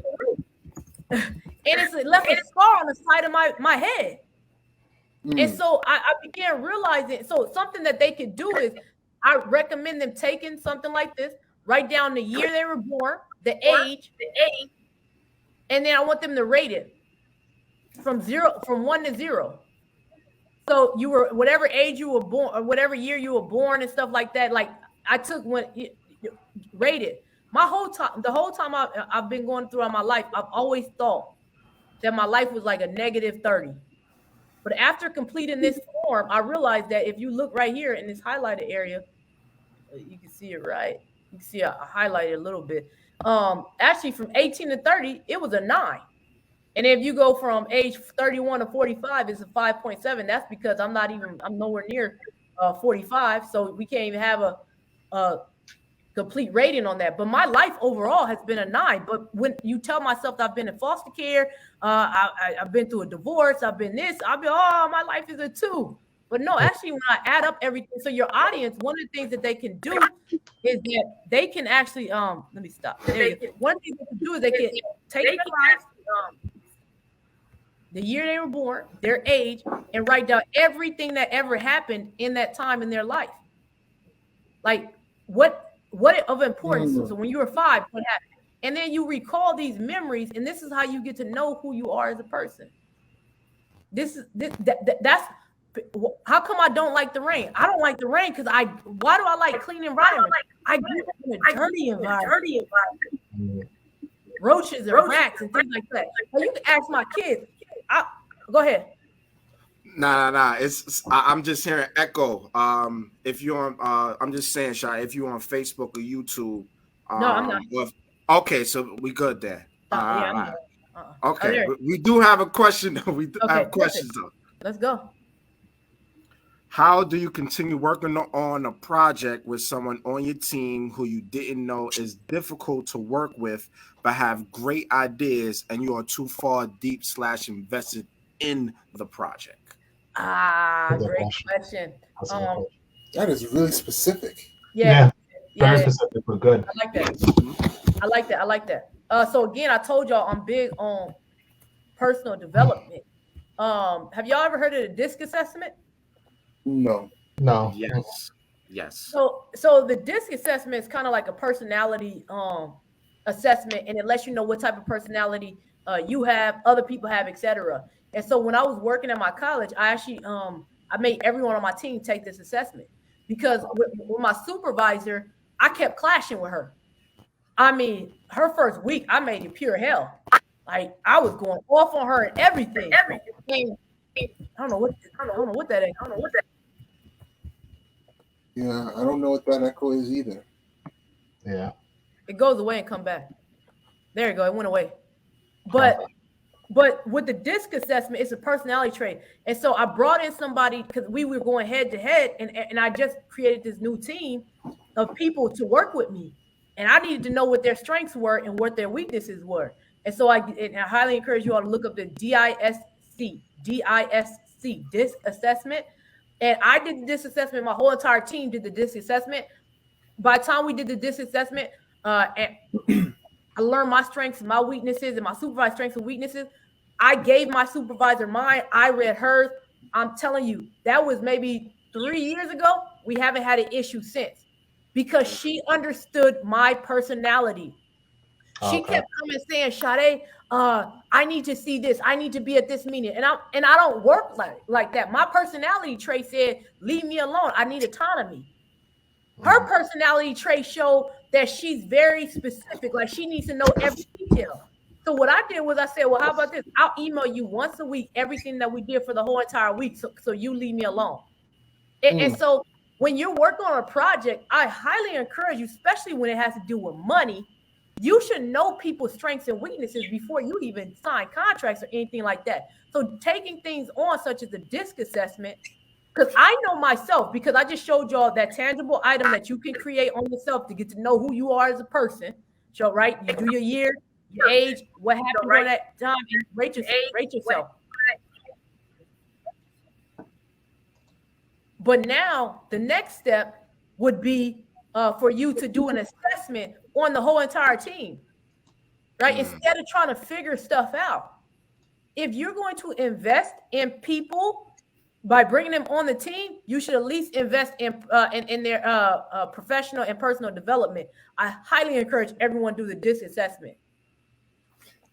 Well, it seems like this person's in a situation where it's almost like she's stuck because I guess she didn't anticipate the person that she was working with was going to be so difficult halfway through the project. TC, can you mute yourself? I want to see some. There you go. It's you, TC. That's now as bird is now. Oh, that's the bird. Oh yeah. I'm sorry, I got my birds here. That's the bird. I started checking myself. That's why I muted myself to see it. Okay. Oh man. Okay, go ahead. What was you about to say, Naron? But now you said it was very specific. However, she needs to still do the DISC assessment too. This is why, because then she'll know how to approach that person. Like I even have on my likes and dislike how I like to be talked to. Have you ever thought like how do you want people to talk to you? I like people to be very blunt and direct.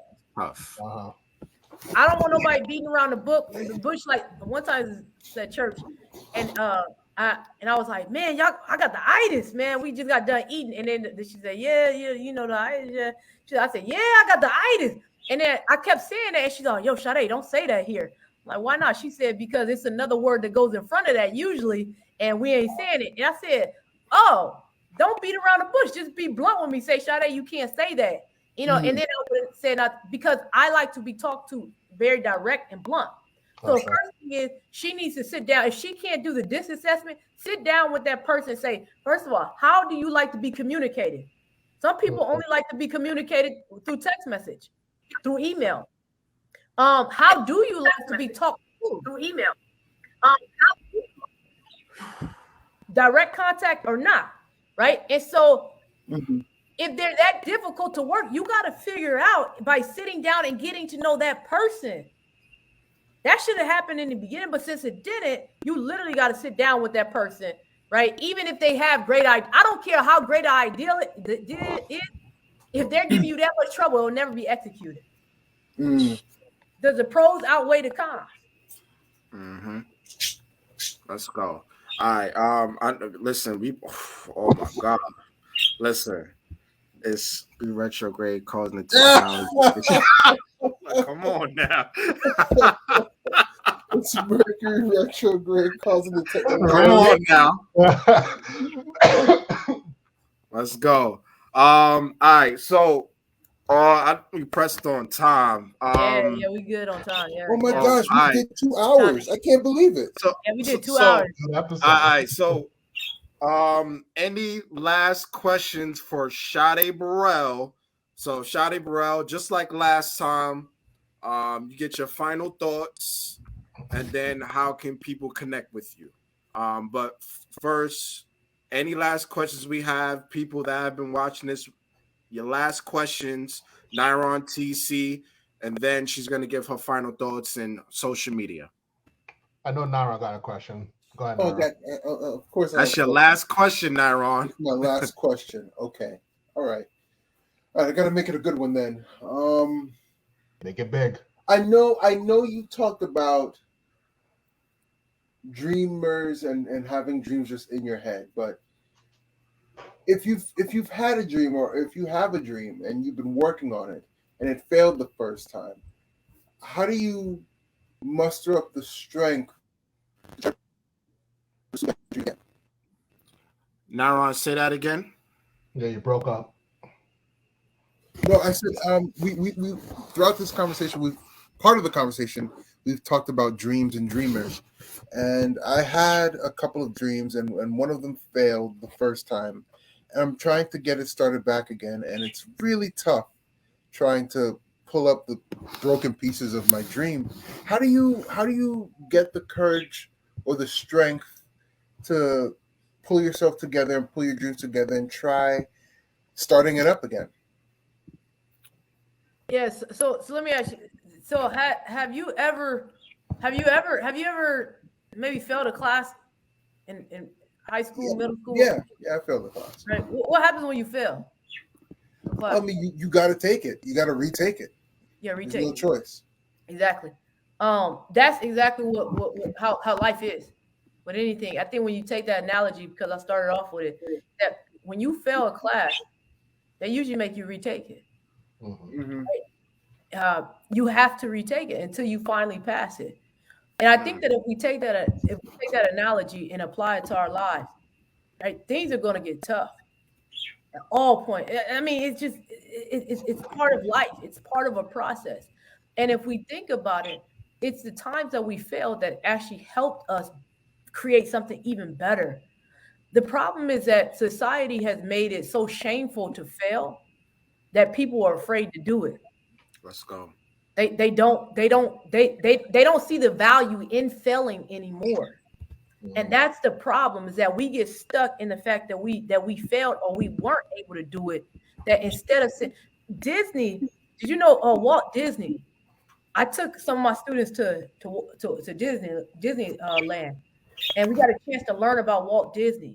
And did you know that Walt Disney was told that he was not creative enough? That he had no imagination, right, at all. This is Walt Disney. And the Mickey Mouse, if you get a chance to study Mickey Mouse, the history behind Mickey Mouse started off and he tried to sell it to a company and they told him, no, this is absolutely ugly. We would never, ever in a million years publish something like this. Uh-oh. Yeah, there you go. Got this. But we would, never. Wow. Okay. Never. That's crazy. Appreciate it. Yeah. But any comment like that, you get blocked. But go ahead, I'm sorry. Automatically. But if Walt Disney had kept believing that he was not creative enough and that the first drawing of Mickey Mouse was not good enough, you wouldn't have Mickey Mouse now. Like, I've been to Disneyland. I've taken my kids to Disneyland. Some of the most creative people in the world have failed. Elon Musk, he's failed. Elon Musk would tell you that the Tesla was not his first idea. But again, a lot of us have grown up in this social media era where nobody glorifies failure. It's only glorified after someone's a billionaire. That's a problem. Yeah. Right. I hate those. You know, now that Tyler Perry's a billionaire, he talks about the moments where he was like in his car and lived out of his car. Like, it doesn't mean as much now because, you know, he's Tyler freaking Perry. You know what I mean? Yeah, but he before he was Tyler freaking Perry, he was just a regular person trying to get 30 people to come to his show. Yeah. And so success leaves clues. And so instead of becoming upset at the story, you have to become inspired by it. Remember when I was showing my screen and everything, and you've probably never seen anyone so openly share. And that's the problem, is that we've never experienced anyone who openly shares the journey. We only hear about, we are now living it. Tyler Perry didn't have social media back then. right? But if you scroll in my social media, you go down to my social media, all the way down to the bottom. It's a picture of me sitting on a table with me and Tim's with a shirt on that says Black Trojan, because at USC we're Trojan. And that was when I was speaking for free. You're looking at me now today. But I had documented the process back then. And so I think that those are the things that we have to remember, is that this is all part of the process. That's why it's important for you to document your process, because you're going to forget this. You're going to be like, I remember when I was sitting on the podcast and I wasn't even getting paid. I was telling Even them. Though Sade Burrell thought I should get paid like $1,000 an episode. I want to let you know that, DC. Yeah.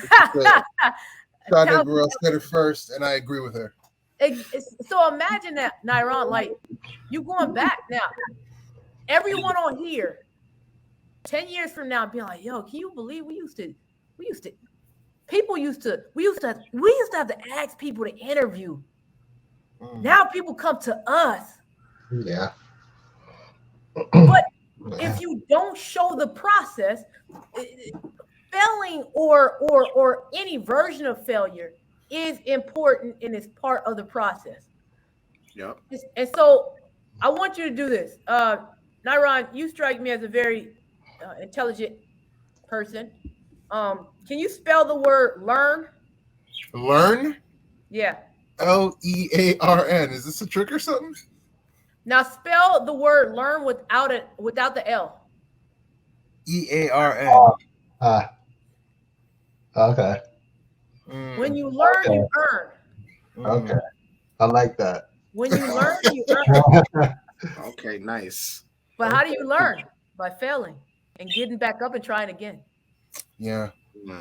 Yeah, it's just tough because the dream I have in my head for what I want to build, when you're emotionally invested in something, to have it fail the first time and not even get off the ground, it's disheartening. You know what I mean? It could also be discouraging, and it's tough to try to pick up the pieces and try it again. But I guess I have no choice. But it's necessary. Yeah. Necessary. Yes. All right. Any last questions from the audience? Any last questions before we have a conclusion? I'll give it a moment.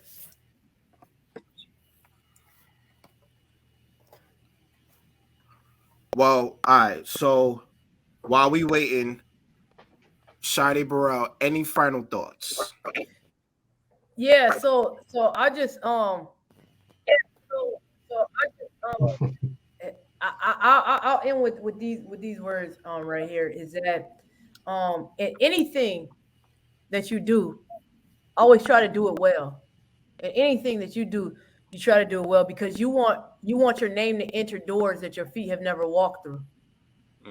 Right? And in order for that to happen, you absolutely have to do everything to a certain level, whatever your level is at that time, right? And so taking on certain things such as studying your craft, learning about yourself and who you are, those are crucial. And the reason I had him spell the word learn and then take off the L, because what is an L? A L means it's a loss. But we don't understand that when we have a loss, we begin to earn. It's not until we earn. Every particular millionaire that or billionaire that you can think of, they all have a story about how they lost so much. If you believe your favorite entrepreneur has never failed, you're out of your mind. They failed, they just got back up. So when you drop off the L, you get the earning. And so for me, that's really what it's about. And then I want to say something, because it's actually has to do with my second book, The Opportunity Guide.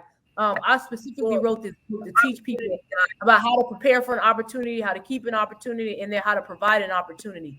But if you look in the word opportunity, it's a word in there.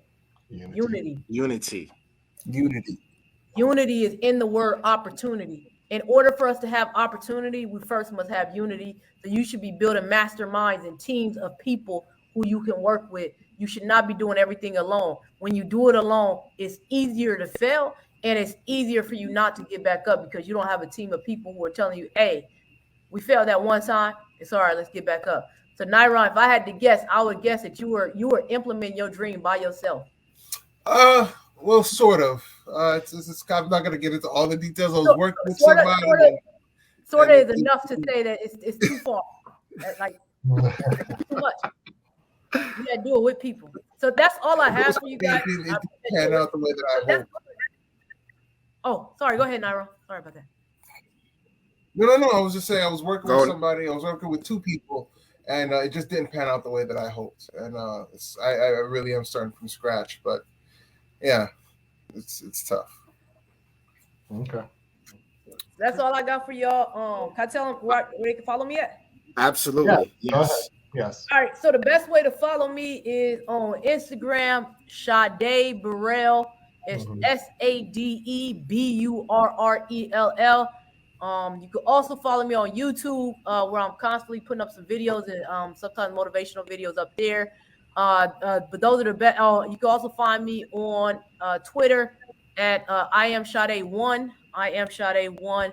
But that's all I got for y'all. Oh, and my website, www.sadeburrell.com. All right. Okay. Yo, Sade Burrell, this was a fire episode. I'm gonna tell you right now. Hey, real quick, can we give a shout out to Claire Bear on YouTube? Absolutely. Yo, shout out to Claire Bear. Marty, shout out to Marty. Marty. Yo, shout out to them for rocking this for like 2 hours. Aquarius Queen. Yes. Victoria. Absolutely. Yo, shout out to y'all. Yes. All right, so that's it for the episode. Shout out to can I just say this is the beginning of the year, and whatever Sade Burrell said, when this leads to an episode, just get a pen and a pad and just write it down. When you write it down, what's so funny, Tyro? I'm just saying, like I hear that all the time. Just write. You gotta write it down. You gotta have some belief in yourself. But listen. Hear me out, though. Hear me out. When you write it down, what you do? We need to apply to this. Action. Absolutely. It starts with a pen and a pad, because paper remembers facts. Especially if you write it out and let's say you place it on the wall, you're gonna constantly see it all the time. So that always gonna keep speaking to you. Instead of having vault up in my head, because I'm actually learning that myself. I used to just be here like, just think about it. The next day, I ain't thinking about that shit no more. I'm thinking about what I'm going to eat. I'm going to get me a burger, So when you write it down, you have on a mirror or something, you see that? Oh yeah, I got to keep out the trash today or something. You'll remember. So. All right, let's go. All right, man. Thank you, Marty. Welcome. All right, so that's it for us. That's episode 5. Thank you, Sade Burrell.